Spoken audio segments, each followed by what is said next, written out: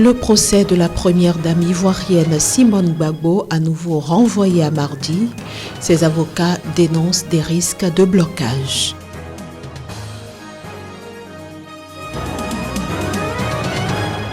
Le Kenya, toujours paralysé par la grève du corps médical, le gouvernement entend faire appel à des étrangers.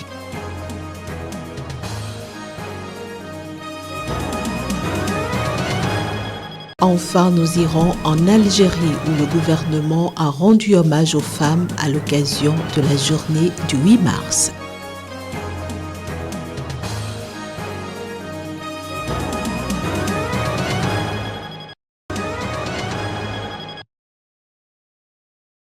Des ONG internationales et locales ont exhorté ce mercredi le Conseil de sécurité de l'ONU qui doit discuter jeudi de la crise burundaise à prendre des sanctions ciblées contre les responsables de violations des droits humains dans ce pays des Grands Lacs. De telles mesures, notamment des interdictions de voyage et le gel des avoirs, enverraient un message fort aux dirigeants burundais ayant été peu inquiétés pour avoir continué de perpétrer de violents abus contre leur propre population, ont affirmé 19 ONG dans une lettre du public. Les signataires qui dénoncent l'isolement croissant du pays, lequel se coupe de plus en plus de l'ONU, incluent notamment Human Rights Watch, la Fédération internationale des droits de l'homme et Reporters sans frontières. Il faut néanmoins noter que les États-Unis et l'Union européenne ont déjà pris des sanctions ciblées contre des responsables du régime burundais, au contraire de l'ONU, confrontés aux réticences de la Chine et de la Russie, des 5 membres permanents du Conseil de sécurité. Ces organisations dénoncent également la police et des membres des Imbonerakure, la Ligue des jeunes du parti au pouvoir que l'ONU qualifie de milice qui continue de commettre des abus en toute impunité. Le Burundi est plongé dans une crise violente qui a fait plus de 500 morts selon l'ONU et jusqu'à près de 2000 pour les ONG et poussé près de 400 000 Burundais à l'exil.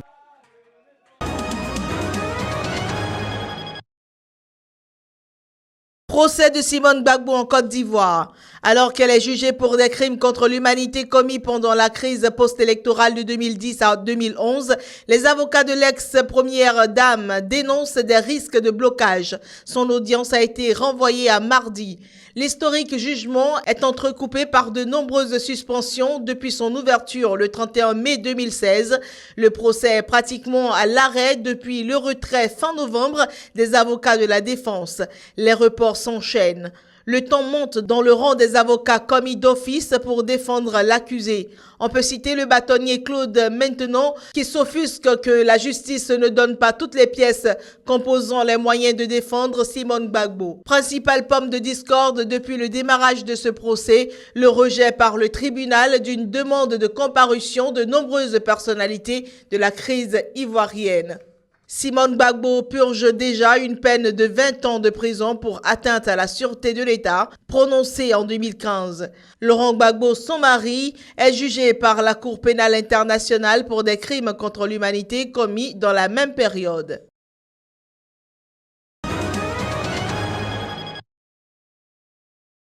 Le secrétaire général des Nations Unies, Antonio Guterres, s'est rendu à Nairobi ce mercredi après avoir visité la Somalie ce mardi. Accueilli à Nairobi par les autorités kenyanes actives dans les initiatives de résolution des problèmes de la sous-région, Antonio Guterres a discuté avec le président Uhuru Kenyatta des efforts pour le rétablissement de la paix en Somalie voisine. Indeed, on the 25th of March, En effet, le 25 mars, nous allons organiser un sommet extraordinaire qui va rassembler les chefs d'État de l'IGAD ainsi que des amis et des partenaires de la région pour discuter des solutions durables concernant le sort des réfugiés somaliens. plight of Somali refugees.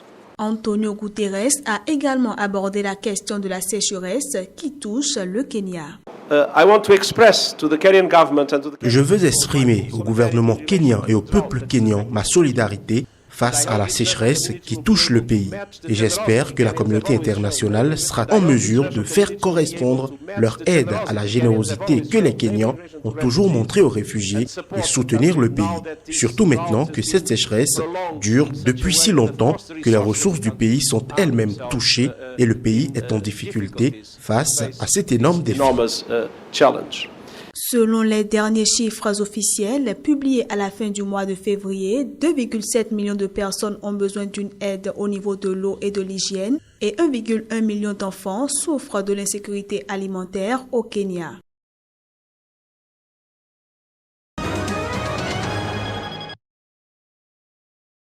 Faire appel à des médecins étrangers, c'est l'option que les autorités kenyanes envisagent afin de soulager la souffrance des malades qui sont confrontés depuis 3 mois à une grève du corps médical. Une grève qui perdure malgré les menaces de licenciement et la détention pendant 2 jours au mois de février de représentants syndicaux. Les négociations sont dans l'impasse, le gouvernement n'étant pas décidé à céder aux revendications des grévistes, lesquels réclament de meilleures conditions de travail et une multiplication par 3 de leurs salaires, tel que retenu dans un accord de négociation collective signé en 2013. Aussi, ces grévistes ont-ils rejeté mardi la hausse de 50% de salaire à eux proposée par le gouvernement kényan, soit 10% de plus que l'offre précédente. D'où la décision de l'exécutif de travailler sur des mesures alternatives pour amener le secteur de la santé dans l'état où il était avant le 5 décembre 2016, date de démarrage de la grève. Ceci en faisant appel à des médecins étrangers, aussi bien sur le continent africain qu'en dehors.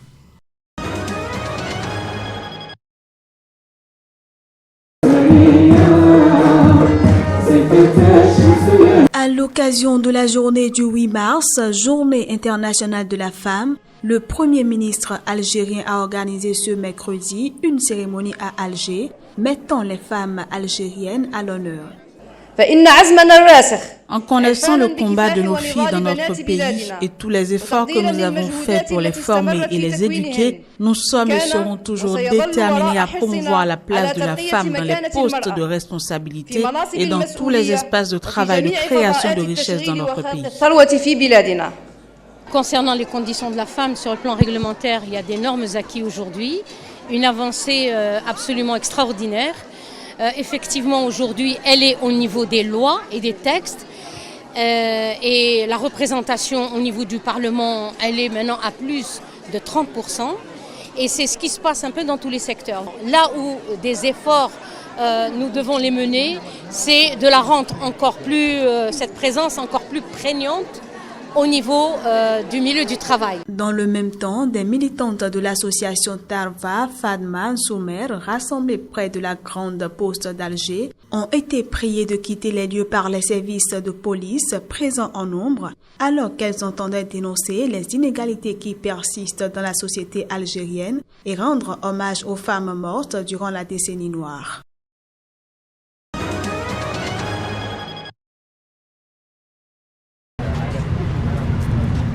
Plus qu'une semaine et les électeurs néerlandais se rendront aux urnes pour des élections législatives déterminantes. L'extrême droite talonne le parti libéral du Premier ministre Mark Rutte qui tente de la repousser. Mercredi, le député néerlandais d'extrême droite, Geert Wilders, a manifesté devant l'ambassade de Turquie contre la visite planifiée du ministre turc des Affaires étrangères. Je manifeste ici devant la mission diplomatique aux Pays-Bas pour qu'ils ne viennent pas. Respectez le fait que c'est notre territoire. Et s'ils veulent faire du lobby pour des dictateurs, s'il vous plaît, faites-le dans votre propre pays, avec votre propre population, mais pas en Hollande. Nous disons, restez loin de nous, restez loin d'ici, ceci est notre pays, ce sont les Pays-Bas. Nous n'autoriserions pas de lobbying de la part de la Corée du Nord ou de l'Arabie Saoudite dans notre pays non plus. Nous devons donner le signal que nous n'aidons pas les dictateurs ou les dictatures et qu'aucun des ministres n'est bienvenu jusqu'au référendum en Turquie. Et s'ils le font malgré tout, nous ne les autoriserons pas ou nous estraderons l'ambassadeur turc ici, ce qui est un signal. La Hollande sur notre territoire, ceci est notre pays. Il n'y aura pas de lobbying ou de soutien aux dictateurs comme Erdogan. Mais alors que le scrutin se rapproche aux Pays-Bas, le PVV est retombé en deuxième position des sondages, désormais crédité de 22 à 26 sièges contre 23 à 27 sièges pour le VVD. La plupart des partis ont promis de ne pas collaborer avec le député controversé. On se méfie de ses promesses électorales dont la fermeture des frontières aux musulmans, l'interdiction de la vente du Coran ou une sortie de l'Union européenne. Des urnes du 15 mars pourraient naître une équation à 5 partis, ou même un gouvernement de minorité, chose rare.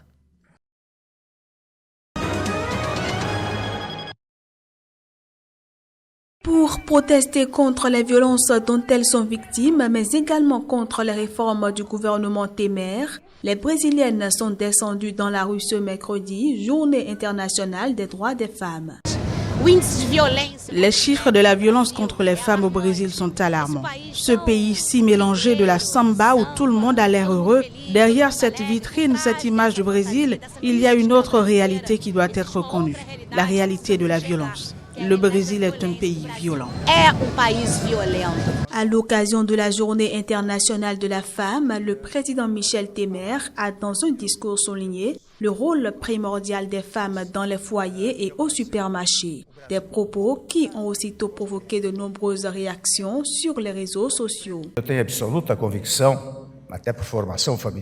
J'ai la conviction, du fait notamment de ma situation familiale aux côtés de mon épouse, de ce que la femme fait pour la maison, pour le foyer, de ce qu'elle fait pour les enfants. Et donc, si la société se porte bien, si les enfants grandissent, c'est parce qu'ils ont reçu une bonne éducation à la maison. Et ça, c'est bien évidemment les femmes qui le font, pas les hommes.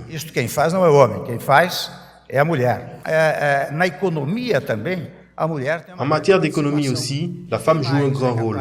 Personne n'est davantage capable de signaler les fluctuations de prix, par exemple au supermarché, que les femmes. Personne n'est mieux placé pour détecter les fluctuations économiques que les femmes à travers les variations du budget domestique.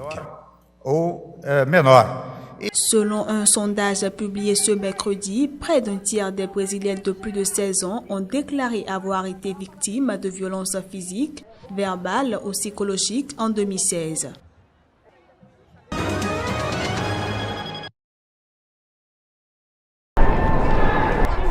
Journée internationale des femmes. L'événement ne s'est pas fait compter aux États-Unis, même si la commémoration avait toute autre dimension. Des milliers de manifestants, principalement des femmes, tout de rouge vêtues, se sont rassemblés à Washington. Objectif, manifester contre les politiques de Donald Trump. J'ai vraiment peur en voyant ce qu'il se passe, que le Congrès actuel et le gouvernement actuel vont faire reculer petit à petit les progrès que nous avons faits. Ça a déjà été difficile et j'ai l'impression qu'on avait commencé à faire des progrès. Et nous voilà ici et j'ai peur que les choses se mettent à prendre une mauvaise tournure très vite. C'est la première fois que je manifeste ici aux États-Unis. Mais maintenant, oui, parce que je pense que c'est important que tout le monde soit uni. Je suis venue soutenir ce que les femmes font. On est un grand pourcentage des travailleurs de ce pays. On n'est toujours pas payé autant que les hommes. Et je suis aussi préoccupée par le fait qu'il n'y a aucune chance que ça arrive sous l'administration du président actuel. Les organisateurs de cette journée, rebaptisée aux États-Unis une journée sans femmes, avaient appelé les femmes à ne pas travailler pour marquer le coup. Elles étaient plusieurs centaines à manifester sous les fenêtres de la Maison-Blanche.